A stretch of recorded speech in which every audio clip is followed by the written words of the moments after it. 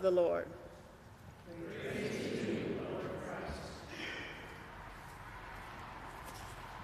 Please be seated.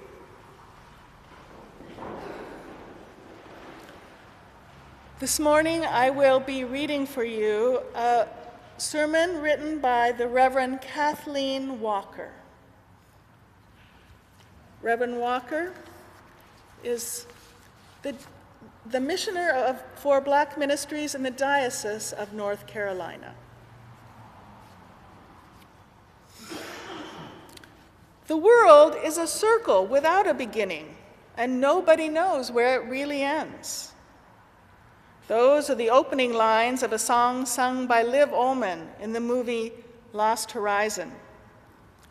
That song seems like a perfect metaphor for today's gospel, Jesus' third and final visit with his friends before the ascension begins, where everything started, near the Sea of Tiberias.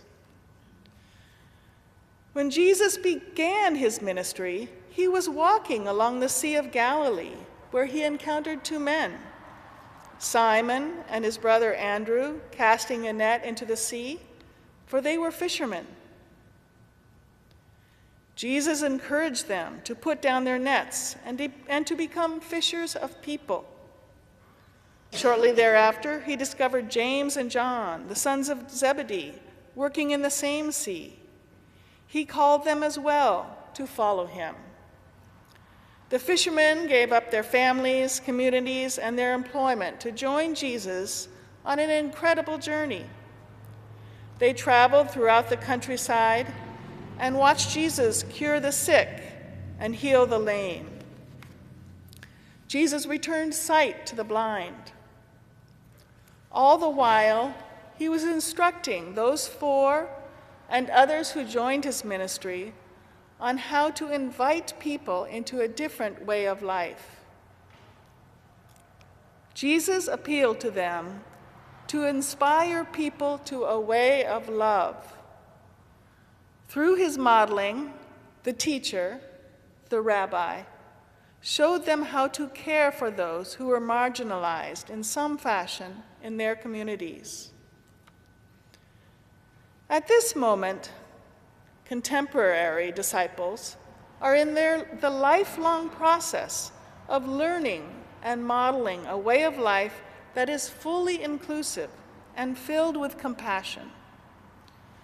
The war in Ukraine has been a stark example of the tension of barbarism and indecent bloodshed, juxtaposed with mercy and grace, as neighboring countries open their borders and their hearts to millions of suddenly displaced people. The horror of watching the ravages of war is unmatched by those who are living through it and being forced out of their homes and away from family members.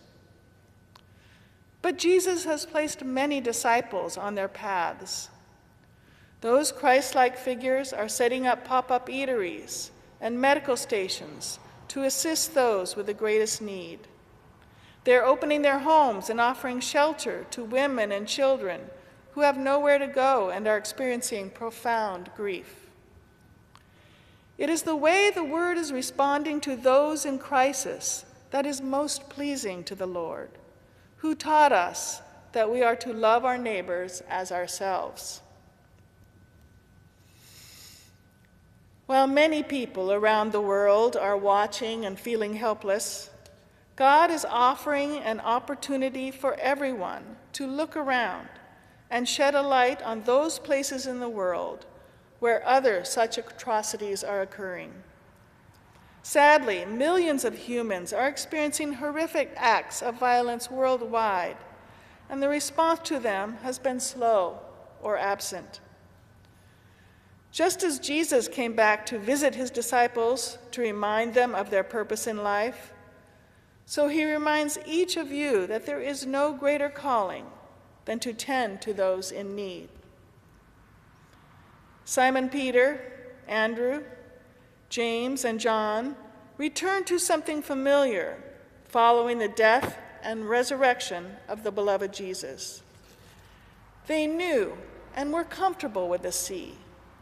They knew how to navigate those waters, even if sometimes their nets came up empty. There is a tendency in the human experience to return to the familiar after an overwhelming event. These disciples had witnessed the terrible death of Jesus. Some of them had gone to the tomb only to discover that Jesus was no longer there. They had gone into hiding for fear someone would come looking for them and execute them as well. The good news is that God never abandons God's people. Jesus visits his fearful disciples in an upper room right before his resurrection to offer them comfort.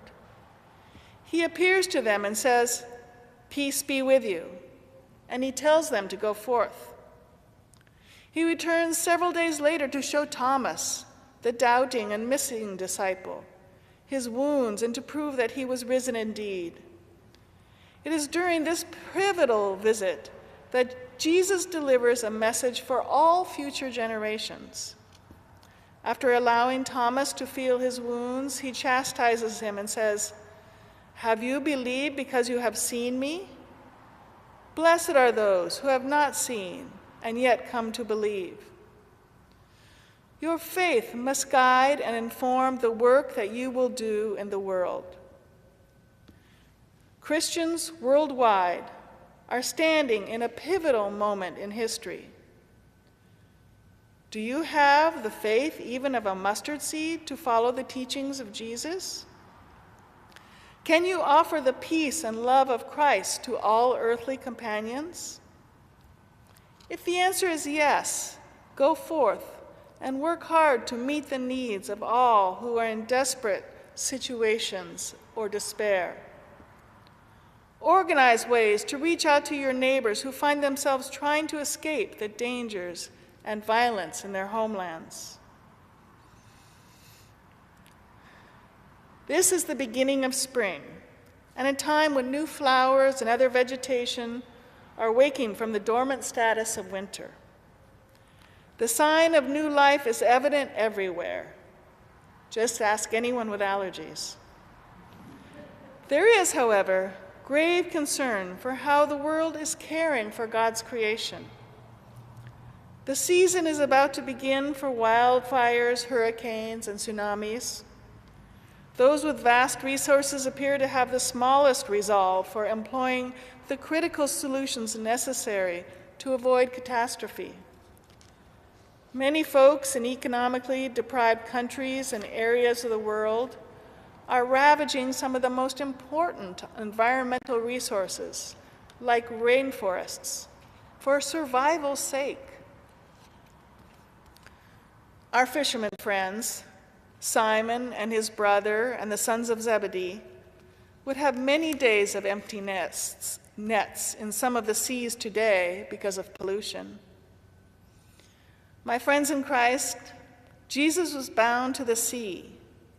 He did not begin assembling his team by accident. He was drawn to those who understood the water's beauty and wonder and had respect for God's creation. He could feed people from the sea. He could also offer rest in boats in those same waters. Our mission, as we continue to care for our siblings who are in harm's way and are crying out for help, is to also care for the rest of creation. The task is large, but by God's grace, so achievable. Jesus returns to the Sea of Tiberias to visit with his friends once again. The circle continues as Jesus finds the disciples in the sea, searching for fish and coming up with empty nets. They have come full circle. He tells them to drop the nets on the other side of the boat, and the fish are plentiful. He makes breakfast for them and feeds them the same meal he fed the multitudes, fish and bread. This time, they know the Lord when they see him. Instead of recruiting them for ministry, Jesus has returned to exact promises. Simon, son of John, do you love me more than these? Feed my lambs. Simon, son of John, do you love me? Tend my sheep. Do you love me, he asks. Feed my sheep. Peter was exasperated because he knew that his love for Jesus was evident. But Jesus makes clear that the mission going forward is to take care of God's people, love God's people. All people are God's people. During these 50 enlightening days of Easter, may we all form a circle around those seeking God's love and unhesitatingly offer comfort and a sense of hope for better days ahead. Amen.